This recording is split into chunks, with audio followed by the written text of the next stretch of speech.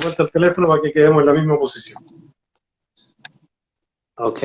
Un gusto saludarlo. Hola, ¿cómo estás? Buenas noches. Muy bien, Lina. ¿Y tú, Omar? Muy bien. Bien, bien, Osvaldo. Perdón, Osvaldo, disculpa. Ah, Se ve de repente las cosas con tanta gente. ¿y tú cómo te llamas? Cristian, Cristian. Ok, Cristian, un placer. ¿no? Nos vimos cuando estuviste acá en Santiago, obviamente es difícil acordarte. Pasó mucha gente. Sí, sí. Gracias. Sí, sí. Espero que tengamos una buena reunión y una buena audiencia. Sí, ojalá que sí, claro. Ya está Claudia, ahí la veo.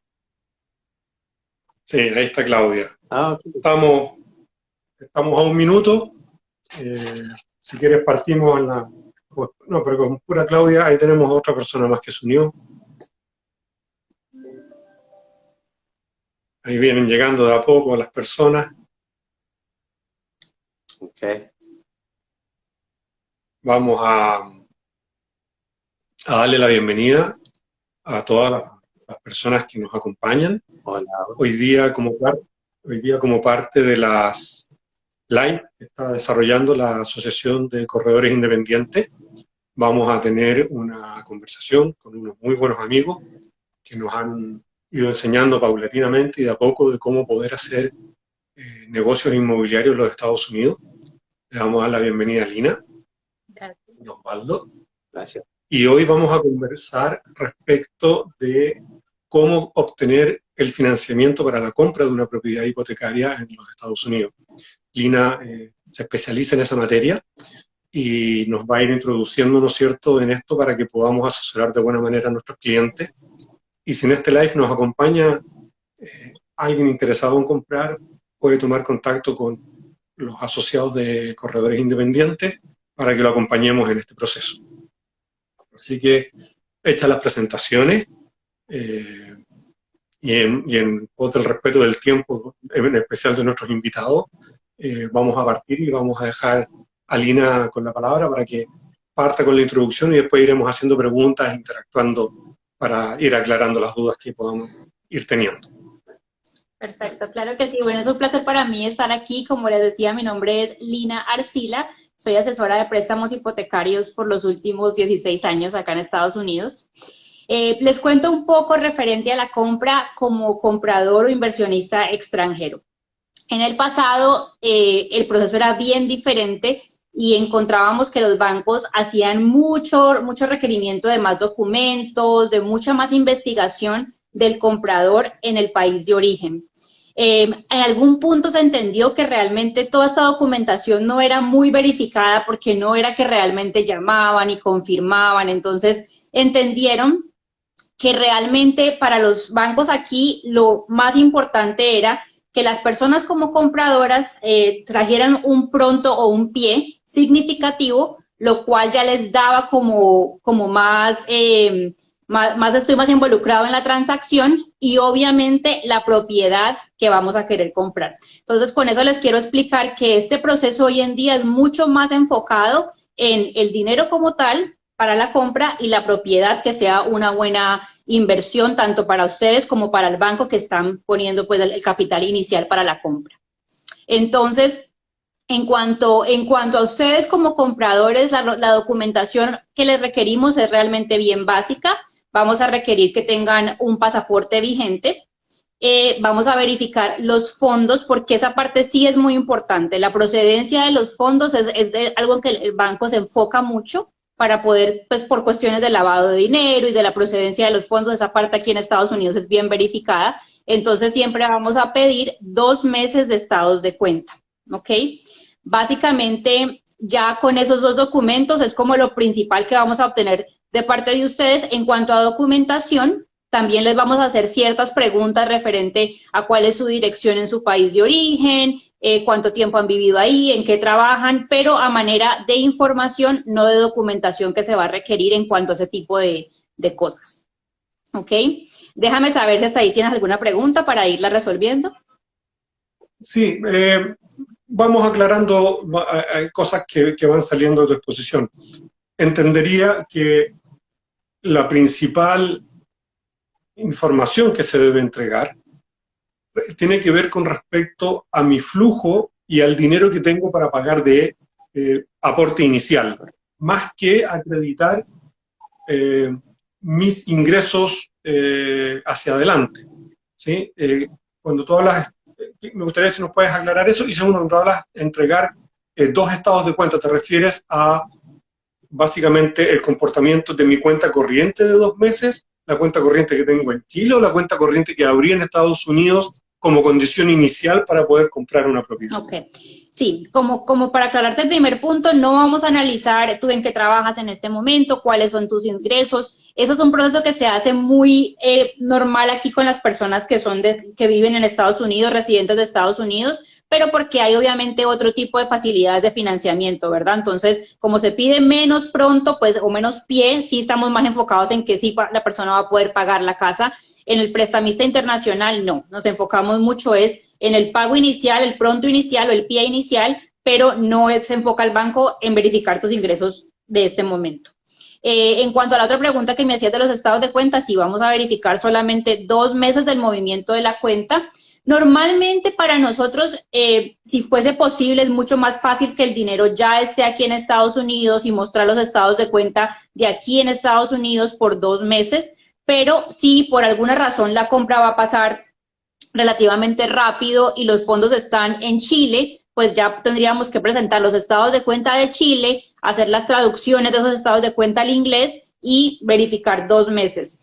¿Por qué de pronto me gusta un poco que ya los fondos estén aquí o al menos en una cuenta que ustedes no muevan mucho para evitar de pronto más preguntas y más trámite de que las cuentas que nosotros movemos en el diario vivir de pronto tienen depósitos o dinero que entró de esto, de diferentes fuentes, y ahí el banco va a preguntar si fue una cantidad grande, por ejemplo, de dónde vino esto, cuál fue la procedencia y requerir más documentos para soportar esa documentación. Entonces, simplemente se puede hacer de las dos maneras, en el país de origen o acá en Estados Unidos, si los fondos están acá. Por lo tanto, es relevante no solo tener el dinero del aporte inicial, ¿no es cierto?, sino que tener el respaldo del origen de esos dineros, porque sí o sí va a ser una documentación que va a haber que entregar. Sí, porque siempre, como te explicaba, por los 2 meses van a ser se van a devolver 60 días. Entonces, si en tus estados de 60 días ya el dinero estaba ahí al empezar el estado de cuenta, no hay ningún problema, ¿verdad? Pero si, digamos, en los estados que tú me presentas, yo puedo ver que entró una cantidad significativa, me van a preguntar de dónde vino. Con tal de que tengamos cómo soportar con documentación de dónde vino, yo vendí esta casa, aquí está la escritura legal, este fue el dinero que me entró, no hay ningún problema, ¿ok? Encontramos que hay un poco de problemas cuando el dinero está en efectivo, por ejemplo, porque si tú lo tenías en la casa en efectivo y lo pusiste en el banco así de la nada, pues no tengo cómo soportar realmente la procedencia. Pueden surgir sospechas del origen, ¿cierto? En este caso hay soluciones, ¿verdad? Porque normalmente eso inclusive me pasa mucho con clientes aquí y lo que tendríamos que hacer es ponerlo en el banco y esperar el tiempo de que tengamos 2 meses ahí. Es como la solución. Entonces, vamos haciendo como un recuento. Tenemos como requisito tener la cuenta corriente en dólares abierta en Estados Unidos, ¿no es cierto?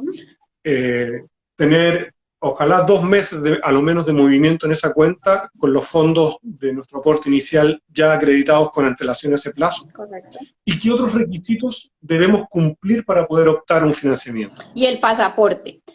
Tú como comprador, eso sería todo. El pasaporte, la verificación que vamos a verificar, a preguntarte, pero no vamos a verificar de tu empleo, de tu vivienda en tu país de origen, y los fondos. Eso sería como la documentación inicial que yo reviso para poder decir, esta es una persona que está apta para comprar. Como te decía inicialmente, es muy basado en los fondos, es en tener el dinero de la propiedad más o menos que tú estás buscando comprar. Y ya en esa parte, obviamente, Osvaldo, es que te diría, bueno, con el dinero que tú tienes, estamos mirando más o menos en este tipo de valor de casa.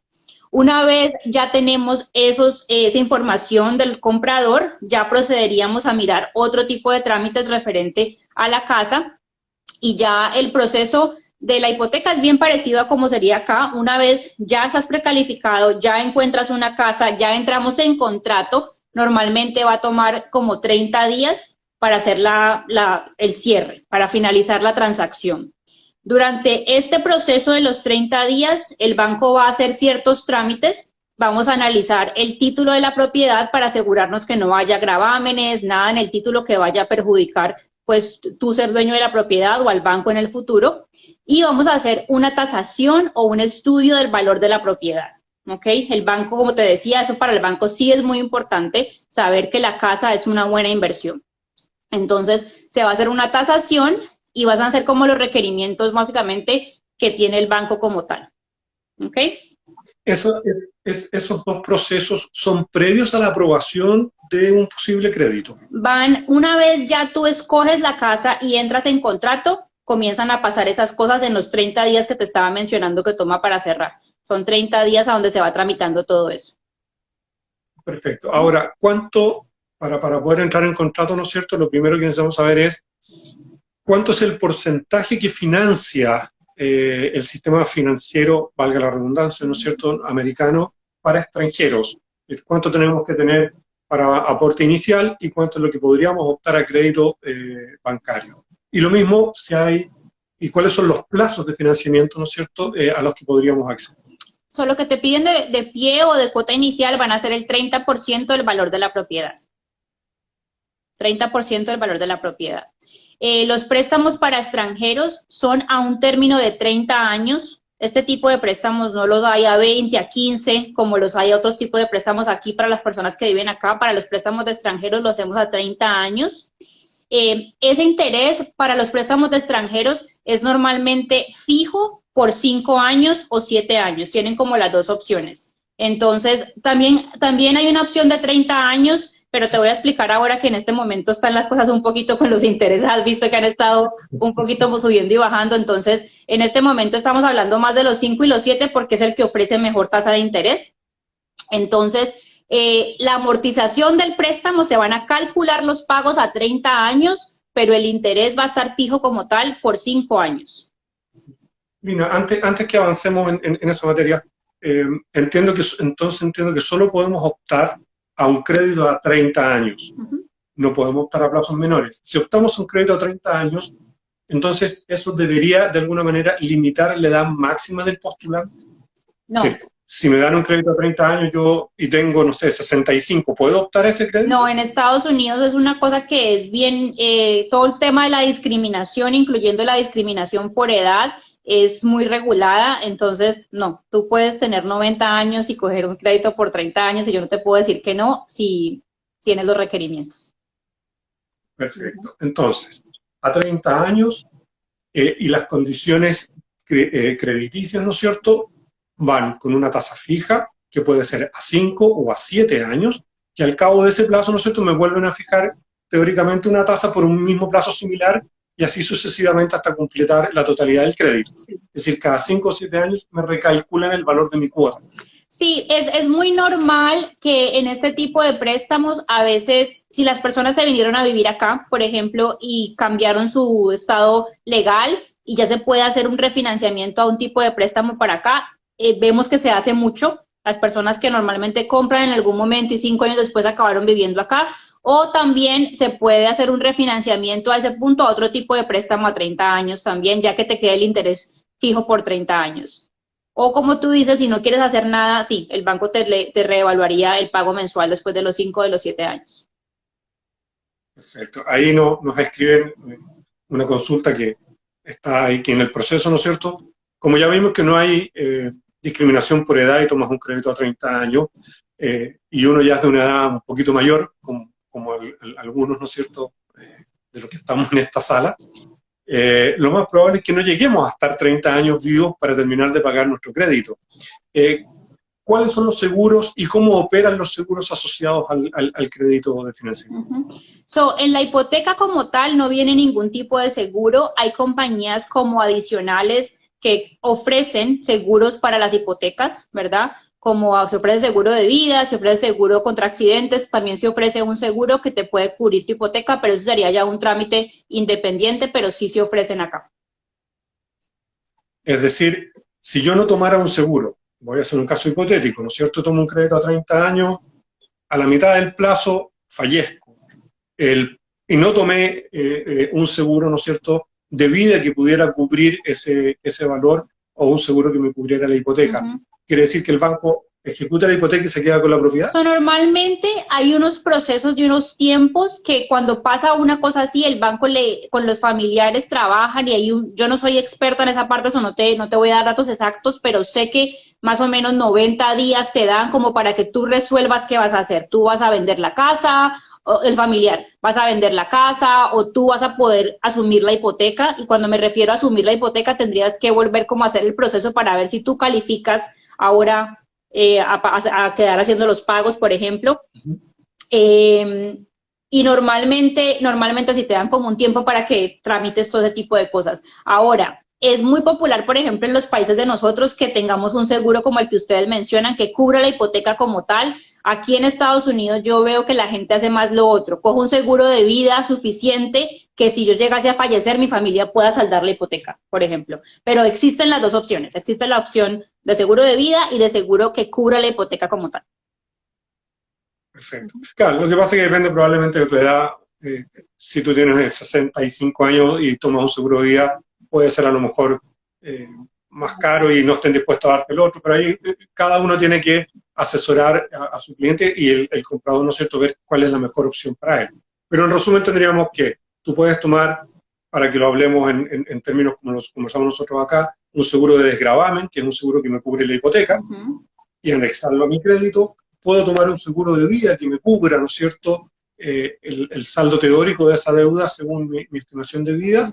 Y como último término, la banca tiene la flexibilidad de darte un plazo ante el fallecimiento del titular de la deuda para entrar en un proceso de negociación, que puede ser ejecutar, que sería el peor de los escenarios, o que los herederos compren la deuda, ¿no es cierto?, a través de un crédito propio, o vendan la propiedad para pagar. Serían los tres escenarios en los que nos veríamos enfrentados en el proceso. Correcto. Volvamos al tema de las tasas. ¿Cuánto es la tasa que se está trabajando? Indistinto que hoy día la volatilidad que hay en el mundo producto de la inflación que tenemos, ¿no es cierto?, hace que sea difícil fijar una tasa, pero ¿cuál es la tasa con la que se está manejando hoy día el mercado? ¿Y cuál es la expectativa para los próximos 2 o 3 meses? 7% anual. Esa es la tasa que se está manejando. Y la expectativa, bueno, honestamente, que todos estos cambios de los intereses han sido tan rápido que han pasado incluso para nosotros acá como locales, y obviamente los préstamos de los extranjeros no se ven afectados inmediatamente. Digamos que si aquí el gobierno nos sube a nosotros los intereses, se nos hace efectivo casi que al otro día, versus en los préstamos de extranjeros, los inversionistas toman como unos días en reaccionar. Entonces, en este momento estamos en 7, pero obviamente tenemos que tener en cuenta que si nos suben los intereses a nosotros, es probablemente que haya un incremento en los de extranjero. ¿Cuánto te puedo decir? Yo no estimo que más de un 1 a 2%, o sea, que lleguemos de pronto a un 8 o a un 9%. Pero es como más o menos basado en lo que he visto en el pasado. No sabemos ahorita cómo pueda pues estar las cosas un poco diferentes a lo normal, ¿no? Te voy a llevar de nuevo un poco hacia atrás al requisito de la liquidez. Entendí que no me van a evaluar la liquidez si yo quisiera comprar. Entonces, solo bastaría tener el pie para que me dieran el crédito. Ahí no me quedó claro, no sé si el resto de la audiencia también le quedó claro. No, vamos a hablar de otra cosa. Entonces, 30% es la cuota inicial como tal, el pie, ¿verdad? En todas las transacciones hipotecarias, en general, para extranjeros o no extranjeros, hay unos gastos de cierre. Los gastos de cierre son gastos de compañía de título, todo lo que es como gastos notariales, lo que se conocen allá, el seguro de la casa. Hay ciertos gastos que ya en otro momento los podremos explicar con más detalle porque es bastante extensa la explicación, pero esos gastos son más o menos como un 5.5%. 5 a 5.5, yo digo 5.5 para estar en el lado un poco más seguro. Entonces, en total, para toda la inversión, hay que pensar que hay que tener 30% para el pie y más o menos 5.5 para los gastos de cierre. Entonces, esa sería la cantidad como total que habría que cubrir a la hora de pensar en la inversión. Ok, por eso digo, tengo ese dinero, el banco revisa mis 60 días y califico porque no tengo nada extraño en esos 60 días en mi cuenta corriente. Sí, es como te explicaba ahora, ya no se van a hacer preguntas antes pedían referencias crediticias, te pedían 3 cartas de 3 compañías en tu país que pudieran certificar que tú tenías buen crédito. Ya no lo hacen porque honestamente, como te digo, yo podía proveer una carta, pero nadie llamaba a verificar la carta realmente. Entonces ellos entendieron que como que, bueno, no hay un sistema de crédito como acá, ¿verdad? O en el país de nosotros que tenemos un sistema de crédito ya ahí reportando, o el sistema de crédito de acá no lo hay. Entonces, no es enfocado en nada de eso del comprador, solamente en los fondos, en que tengan la legalidad para entrar al país. De pronto, una cosa que sí verifican, digamos, listas terroristas, es lo único que te puedo decir que es diferente. Sí se corren como el nombre en una lista terrorista a nivel internacional. Si tu nombre no sale ahí, es lo único que te puedo decir que de pronto puede hacer como una cosa así diferente, pero de resto son los fondos y la legalidad. Sí, eso que me comenta de la lista terrorista, en general las compañías que hacen compliance, ¿no es cierto?, compran a ciertos burós y te ven si estás en listas terroristas, de tráfico de armas y de narcotráfico, ¿no es cierto?, y de lavado de dinero. Si pasas esa prueba de la blancura en general, eso es muy fácil, pero entonces me quedo, si yo tengo $500.000, me quiero comprar una propiedad de $500.000, tengo que tener poco más de $160.000 en efectivo y con eso debería estar listo para proceder con mi crédito. Ahí hay un participante que nos pregunta si además de este 30% de pie más el 5,5% de gastos, hay que tener acreditado el primer año de pagos. En el banco con el que yo trabajo, no. Hay diferentes bancos que hacen ese tipo de préstamos y a veces, anteriormente estaba viendo que pedían mucho los 12 meses de reserva, o sea, 12 meses de pago. En este momento no lo están pidiendo. No quita, vamos a aclarar que esas reglas puedan cambiar más adelante y lo puedan pedir, pero en este momento no lo están pidiendo ya. Perfecto. Cuéntame, si a mí me dan un financiamiento, el banco o la institución que otorga el crédito, ¿pone algún problema para que yo pueda arrendar esa propiedad y explotarla como una inversión de Airbnb o de arriendos a través de alguna corredora que me dé el servicio? De hecho, el propósito de la casa es que sea de inversión, porque técnicamente tú no vives acá, entonces tú no la vas a ocupar como tu casa principal, tu casa primaria, tú la vas a rentar. Entonces, técnicamente el propósito es que sea de inversión. Perfecto. Vamos avanzando bien, creo que hemos ido tocando las distintas aristas de este proceso. Sería bueno que quienes nos escuchan pudieran aportarnos con las inquietudes que les van surgiendo de lo que vamos conversando. Y te quería hacer una aclaración rapidito porque siento que muchas personas me dicen como que y no me van a preguntar nada más y no me van a decir nada más. Y quiero que entiendan que aquí en Estados Unidos, por ejemplo, las personas locales podemos comprar con tampoco como el 3%.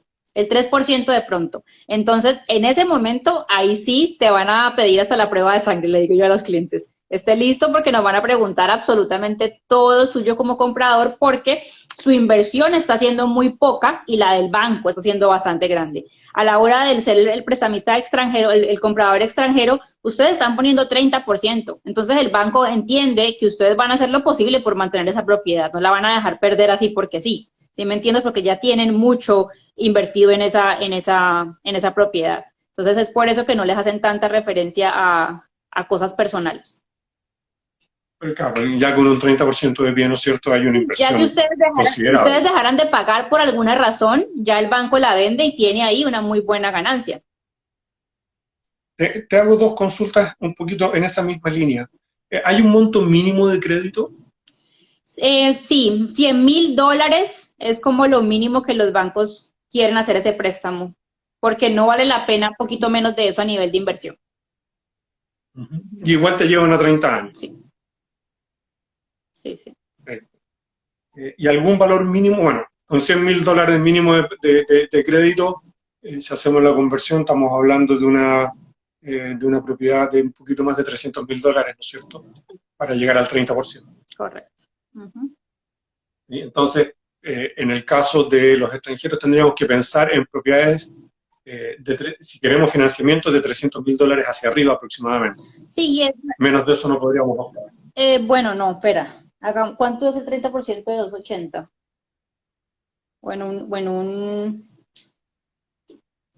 El 30% de $300,000 serían 90,000, ¿no es cierto? Sí, no, o sea, el valor que estás prestando no puede ser sino 100,000. Entonces, digamos en 250, creo que fue lo que hice, son 70%, son 175.000. Sí, correcto.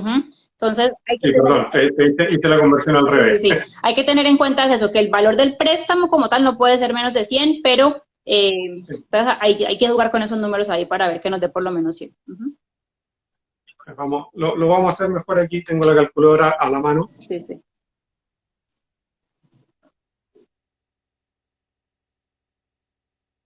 Estamos hablando de 143.000, 145.000 dólares.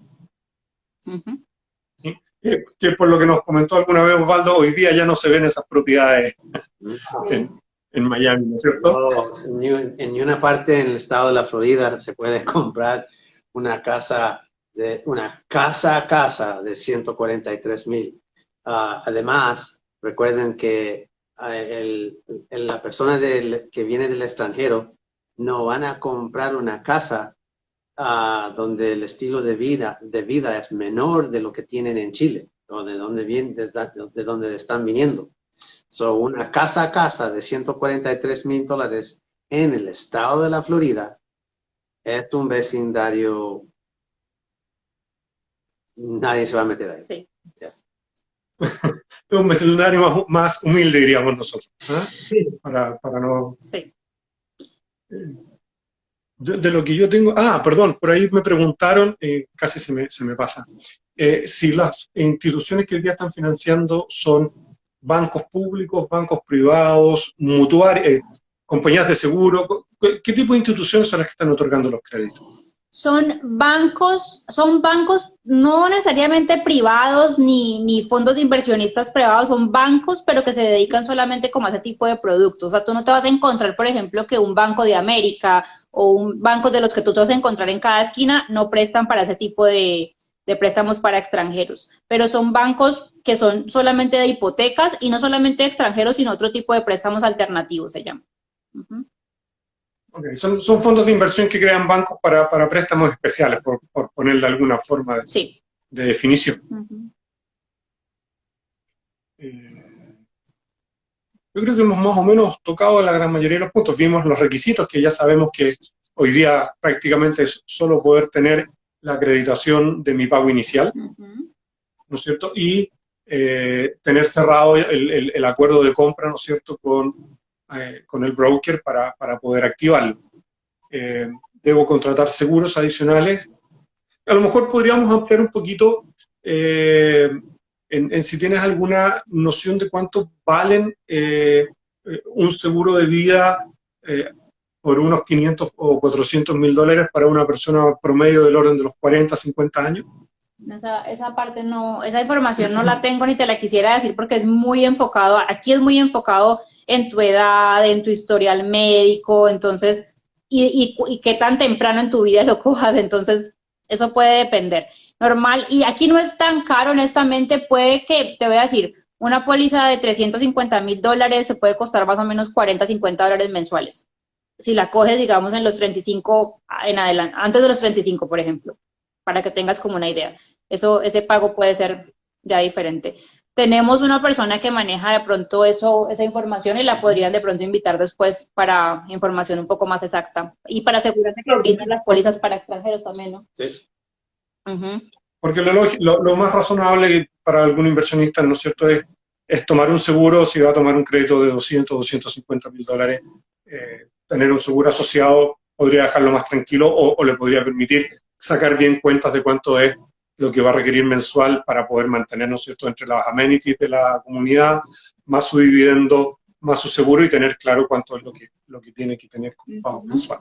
Otra cosa que les recomiendo mucho es que se comuniquen obviamente con ustedes y Osvaldo les va a poner en comunicación. Ya tenemos una presentación que hemos hecho en el pasado donde les damos un poquito más de información precisa de números como tal, de cuánto les quedaría el pago, que es un poco difícil explicarlo aquí en persona sin que sea confuso, pero alguien que esté realmente así interesado en tener un poco más de detalles, con mucho gusto los contacte y se contacte con nosotros por medio de ustedes para tener esa información más detallada.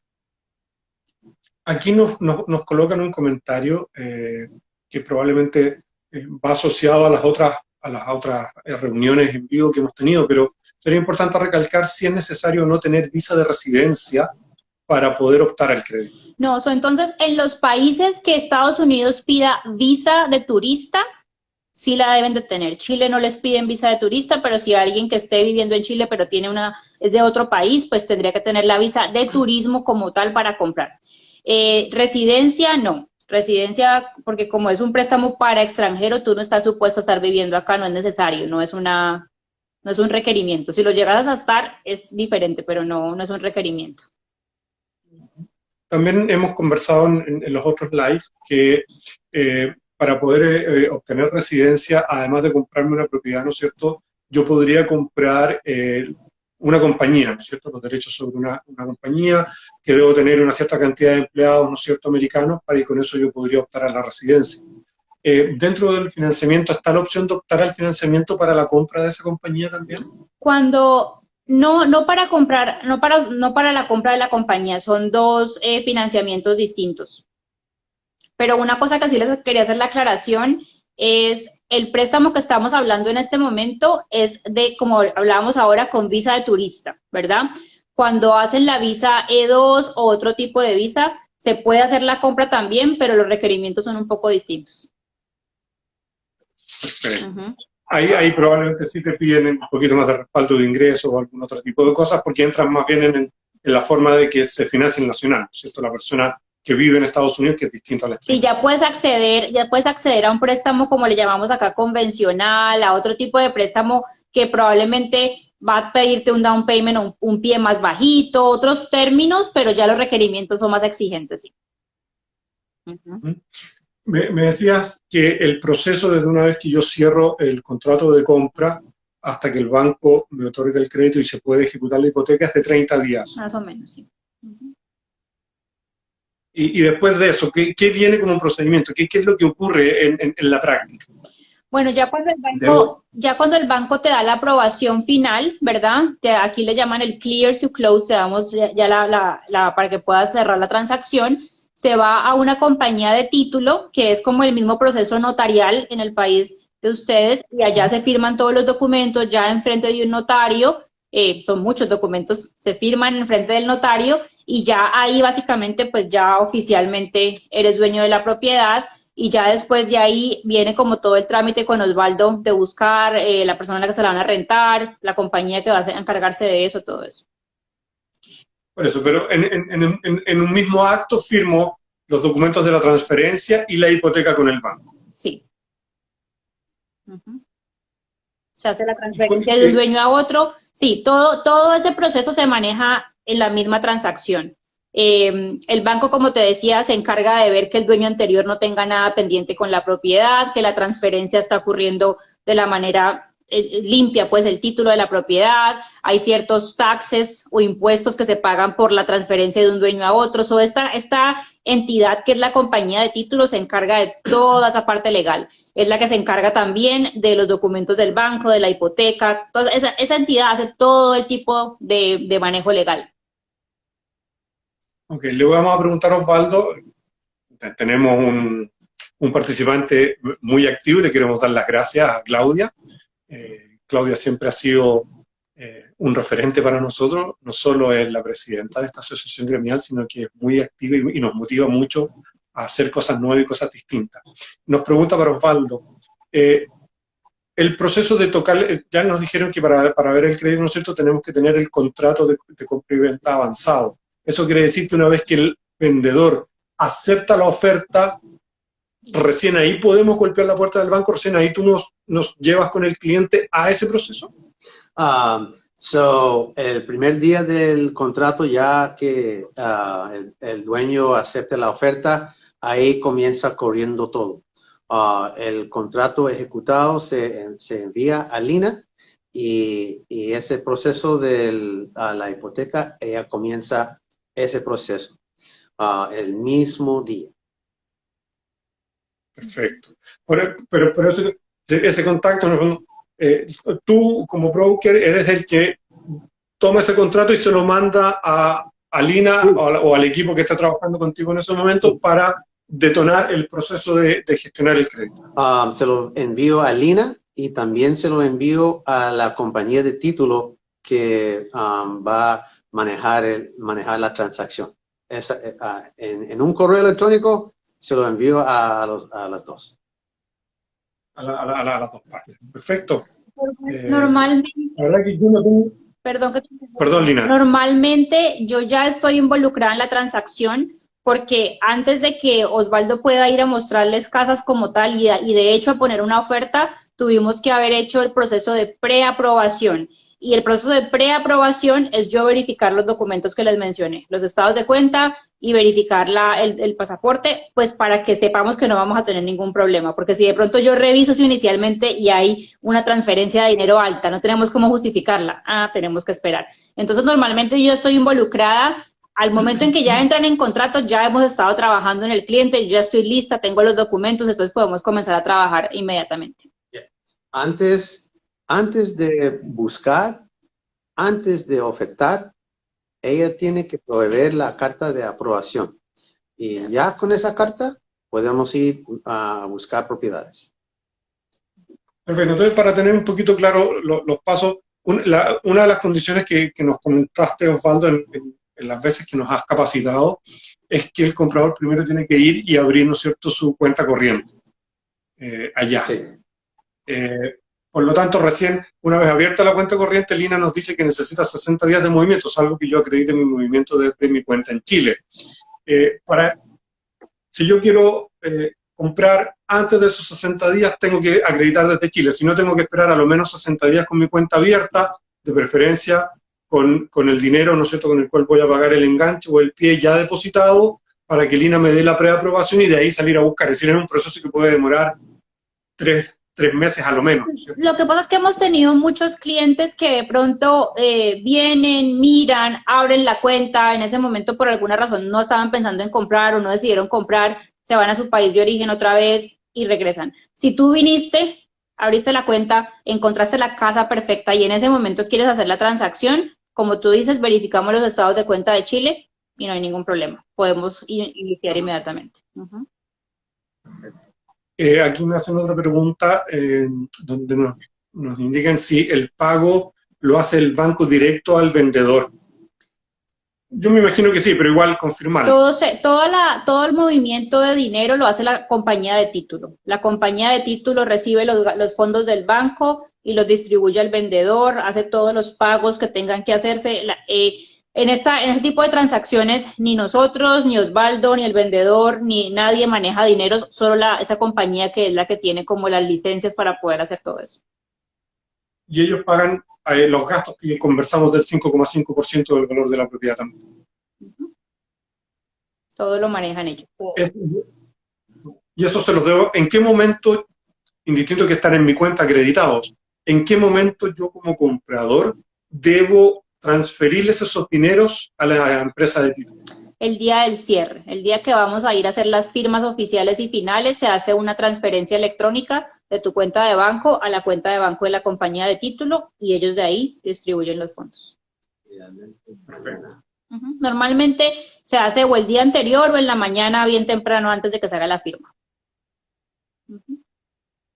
Porque yo podría, ¿no es cierto?, obtener esos dineros también invertidos en Estados Unidos para poder hacer el rescate, debo tener en cuenta ese plazo. Sí, y por eso ahí ya sería un poquito más de coordinación. Si los fondos están en Chile, habría que mirar si se van a hacer la transferencia directamente desde Chile a la compañía de título, o se van a pasar a Estados Unidos y luego a la cuenta en Estados Unidos. Ya eso lo coordinaríamos, pero normalmente todo es por transferencia electrónica y la compañía de título debe tener los fondos antes del cierre, antes de que se sientan a hacer las firmas. Y lamentablemente la transferencia desde Chile a la compañía de título es un proceso más lento. Eso no es de un día, eso puede ser un trámite que puede durar una semana o algo más, lo que es la transferencia de fondos internacionales. Por lo tanto, es mejor tener los dineros ya acreditados en tu cuenta allá en los Estados Unidos para no generar algún inconveniente. Ok, correcto, sí, depende de cómo sea el proceso de ustedes. Ya lo conoces tú mejor que yo. Lo que pasa es que la transferencia, en general, la transferencia de dinero de un país a otro es lento, porque los transfer pasan normalmente por un banco corresponsal que está en Nueva York y de ahí se va a un banco corresponsal del estado o de la ciudad a la que va y de ahí llega finalmente a la cuenta de destino. Entonces, normalmente ese trámite es un poquito más lento. Okay. Sí, la mayoría de veces... Solamente se va a demorar. Perdón, que lo mismo que se va a demorar la transferencia de mis fondos a mi cuenta en Estados Unidos la primera vez. Ok. Sí, normalmente la mayoría de transacciones que he tenido, los fondos los han tenido acá ya por un par de meses, pero no es que no se pueda hacer como, o sea, simplemente hay que tener en cuenta toda esa cuestión de los tiempos y todo eso para poder hacerlo llegar a los tiempos correctos del cierre. Perfecto, yo estoy revisando aquí las preguntas que me hicieron llegar algunas de las personas de la asociación, más otras que agregué yo, y creo que tenemos más o menos todos los puntos cubiertos. Hablamos de los requisitos para obtener el financiamiento, hablamos de la edad, hablamos del porcentaje de financiamiento que se nos ofrece, hablamos de la tasa de interés asociada, hablamos de que no me van a calificar la liquidez personal, ¿no es cierto?, para otorgar el crédito. Hablamos de los documentos válidos que debo presentar, que es básicamente mi cuenta corriente, mi dinero y mi pasaporte. Que se me permita, ¿no es cierto?, arrendar la propiedad como inversión. Hablamos del porcentaje de financiamiento máximo, ¿no es cierto?, que es el 70%. Hablamos del monto mínimo de crédito y que ese me condiciona de alguna manera, ¿no es cierto?, el valor de la propiedad mínima a la cual puedo adquirir, que además sabemos que hoy día por los precios de mercado no está ni cerca de lo que se busca como una inversión, ¿no es cierto?, en el país. Creo que hemos cubierto básicamente todos los puntos necesarios para este tema. Y yo creo que estamos hasta aquí. No sé si ustedes quieren agregar algo más. Alguna de las personas que nos siguen quiere hacer alguna pregunta adicional de cierre. Vamos a dar ahí unos segundos a ver si alguien pregunta algo más. Mientras alguien lo hace, yo quiero agradecerles a ustedes dos por su tiempo, por su disposición permanente desde que iniciamos la coordinación y la colaboración de ustedes con los socios de la Asociación Gremial de Corredores Independientes, a guiarnos, a capacitarnos y a estar a disposición nuestra para dar el mejor servicio posible a nuestros clientes. Así que les agradecemos esa permanente disposición hacia nosotros y ojalá que a través de estas instancias podamos ir generando instancias de negocio positivas para todos los que participamos de esta actividad. Sí, gracias a ustedes por esta oportunidad de compartir y trabajar juntos. Claro que sí. Nosotros encantados de eso. Un placer estar con ustedes y ya saben, cualquier pregunta que tengan, con mucho gusto, Claudia, o si tienen toda mi información, es un placer para mí ayudarlos. Encantado, un placer de saludarlo y nos veremos en una próxima ocasión. Chao. Chao, chao.